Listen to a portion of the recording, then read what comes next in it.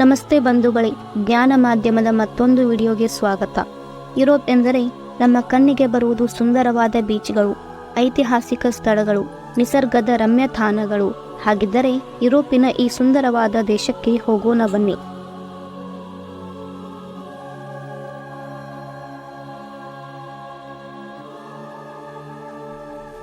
ಇದು ಯುರೋಪಿನಲ್ಲೇ ಎರಡನೇ ಅತಿ ದೊಡ್ಡ ದೇಶ.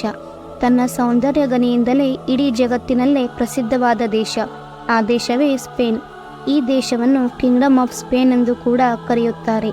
ಇದು ಯುರೋಪಿನ ಪಶ್ಚಿಮ ಭಾಗದ ದಕ್ಷಿಣದಲ್ಲಿ ನೆಲೆಗೊಂಡಿದೆ.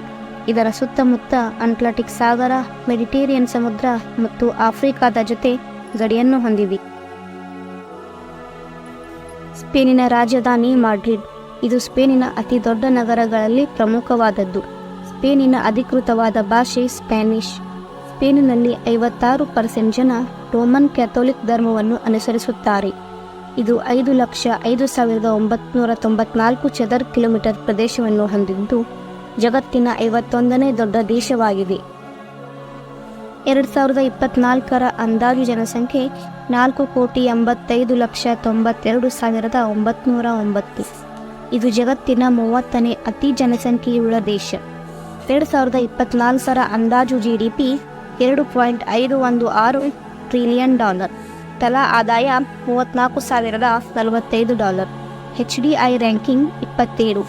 ಇದು ಅಧಿಕೃತವಾಗಿ ಯುರೋ ಕರೆನ್ಸಿಯನ್ನು ಹೊಂದಿದೆ. ಸ್ಪೇನ್ ಎಂಬ ಪದ ಹಿಸ್ಪೇನಿಯಾ ಎಂಬ ಅರಬಿ ಮೂಲದಿಂದ ಬಂದಿದೆ. ಇದನ್ನು ರೋಮನ್ನರು ಬಹಳವಾಗಿ ಬಳಸಿದ್ದಾರೆ. ಸ್ಪೇನಿನ 80% ಜನರು ನಗರಗಳಲ್ಲಿ ವಾಸವಾಗಿದ್ದು ಉಳಿದ 20% ಜನರು ಗ್ರಾಮೀಣ ಭಾಗದಲ್ಲಿ ವಾಸಿಸುತ್ತಿದ್ದಾರೆ. ಸ್ಪೇನ್ ದೇಶದ ಬಗ್ಗೆ ಹೇಳಬೇಕು ಅಂದರೆ ಇಲ್ಲಿಯ ಸಂಸ್ಕೃತಿಯು ಕಣ್ಮುಂದೆ ಬರುತ್ತದೆ.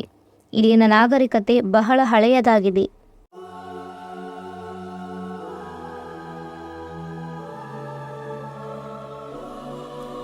ಈ ದೇಶ ಜಗತ್ತಿಗೆ ಎಂತಹ ಕೊಡುಗೆ ನೀಡಿದೆ ಅಂದರೆ ಇವತ್ತಿಗೂ ಈ ಜಗತ್ತು ಈ ದೇಶಕ್ಕೆ ಋಣಿಯಾಗಿದೆ.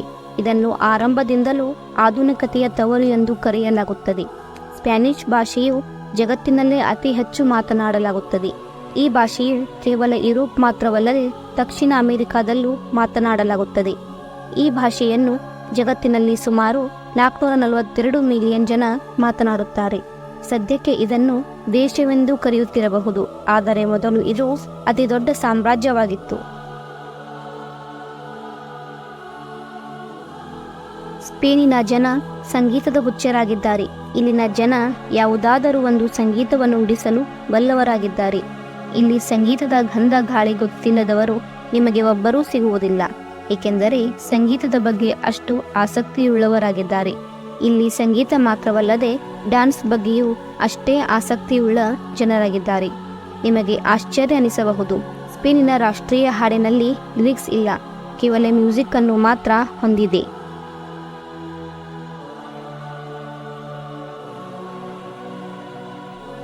ಒಂದು ಅಚ್ಚರಿ ವಿಷಯ ಏನೆಂದರೆ ಭಾರತದಲ್ಲಿ ಮಾತ್ರ ಹೋಳಿ ಹಬ್ಬವನ್ನು ಆಚರಿಸುತ್ತಾರೆ ಎಂದು. ಆದರೆ ಸ್ಪೇನ್ನಲ್ಲೂ ಹೋಳಿ ಹಬ್ಬ ಆಚರಿಸಲಾಗುತ್ತದೆ. ಆದರೆ ವಿಶೇಷ ಏನೆಂದರೆ ಇಲ್ಲಿ ಟೊಮೆಟೊ ಹಣ್ಣಿನಿಂದ ಹೋಳಿ ಆಚರಿಸಲಾಗುತ್ತದೆ.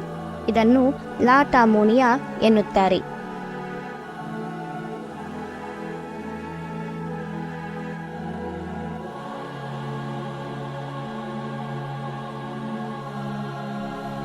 ಸ್ಪೇನ್ನಲ್ಲಿ ಫುಟ್ಬಾಲ್ ಅನ್ನು ತುಂಬಾ ಇಷ್ಟಪಡುತ್ತಾರೆ.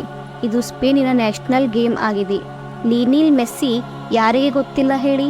ಇವರು ಸ್ಪೇನನ್ನು ಫುಟ್ಬಾಲ್ನಲ್ಲಿ ಪ್ರತಿನಿಧಿಸುತ್ತಾರೆ. ಗೋಳಿ ಆಟ, ಇದನ್ನು ಸ್ಪೇನಿನ ಜನ ಬಹಳ ಇಷ್ಟಪಟ್ಟು ಆಡುತ್ತಾರೆ.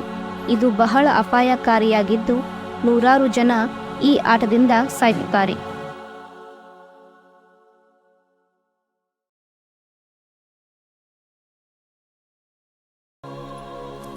ಸ್ಪೇನ್ ಟೂರಿಸ್ಟ್ಗಳಿಗೆ ಆಹ್ವಾನಿಸುತ್ತದೆ. ವರ್ಷಕ್ಕೆ 5 ಕೋಟಿಗಿಂತಲೂ ಹೆಚ್ಚಿನ ಜನ ಈ ದೇಶಕ್ಕೆ ಭೇಟಿ ನೀಡುತ್ತಾರೆ.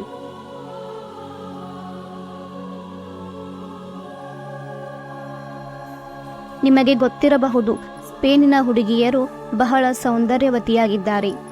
ಒಂದು ವಿಶೇಷ ಸಂಗತಿ ಏನೆಂದರೆ ಇಲ್ಲಿಯ ಹುಡುಗಿಯರು ಪ್ರೀತಿಯಲ್ಲಿ ಬಹಳ ಮೋಸ ಮಾಡುತ್ತಾರೆ. ಆದರೆ ಇಲ್ಲಿ ಡೈವರ್ಸ್ ರೇಟ್ ತುಂಬ ಕಡಿಮೆ ಇದೆ. ಸ್ಪೇನ್ನ ಜನ ಬಹಳ ಪಾನಮತರಾಗಿದ್ದಾರೆ. ಇಲ್ಲಿ ಎಲ್ಲಿ ನೋಡಿದರೂ ಪಬ್ಗಳೇ ಕಾಣಸಿಗುತ್ತವೆ. ಆದರೂ ಇಲ್ಲಿಯ ಸರಾಸರಿ ಜನರ ಆಯಸ್ಸು 80% ಆಗಿದೆ. ಸ್ಪೇನ್ ಜಗತ್ತಿನ ಅತಿ ಹೆಚ್ಚು ಆಲಿವ್ ಆಯಿಲ್ ಅನ್ನು ಉತ್ಪಾದನೆ ಮಾಡಲಾಗುತ್ತದೆ. ಜಗತ್ತಿನ 5% ಆಲಿವ್ ಆಯಿಲ್ ಇಲ್ಲೇ ಉತ್ಪಾದಿಸಲಾಗುತ್ತದೆ ಮತ್ತು ಬೇರೆ ಬೇರೆ ದೇಶಗಳಿಗೆ ರಫ್ತು ಮಾಡಲಾಗುತ್ತದೆ. ಇನ್ನೊಂದು ವಿಶೇಷ ಸಂಗತಿ ಏನೆಂದರೆ ಇಲ್ಲಿಯ ಜನ ನಗರದ ರಸ್ತೆಗಳಲ್ಲಿ ಬೆತ್ತಲೆಯಾಗಿ ತಿರುಗಾಡುತ್ತಾರೆ. ಆದರೆ ನೀವು ಅದನ್ನು ಕೋರ್ಟ್ನಲ್ಲಿ ಚಾಲೆಂಜ್ ಮಾಡುವಂತಿಲ್ಲ. ಇಲ್ಲಿ ಮೊಬೈಲ್ಗಿಂತ ಜಾಸ್ತಿ ಕಾರುಗಳು ಕಾಣಸಿಗುತ್ತವೆ. ಇಲ್ಲಿಯ ಜನರಿಗೆ ಕಾರುಗಳೆಂದರೆ ಪಂಚಪ್ರಾಣ.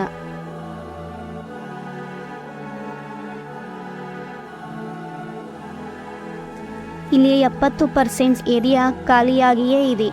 ಇಲ್ಲಿಯ ಜನ 30% ಏರಿಯಾದಲ್ಲಿ ಇದ್ದಾರೆ.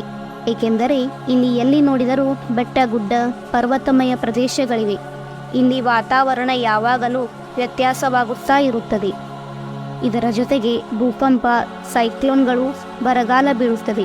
ಅದಕ್ಕಾಗಿ ಇಲ್ಲಿಯ ಜನ ನಗರಗಳಿಗೆ ವಲಸೆ ಹೋಗ್ತಾ ಇದ್ದಾರೆ.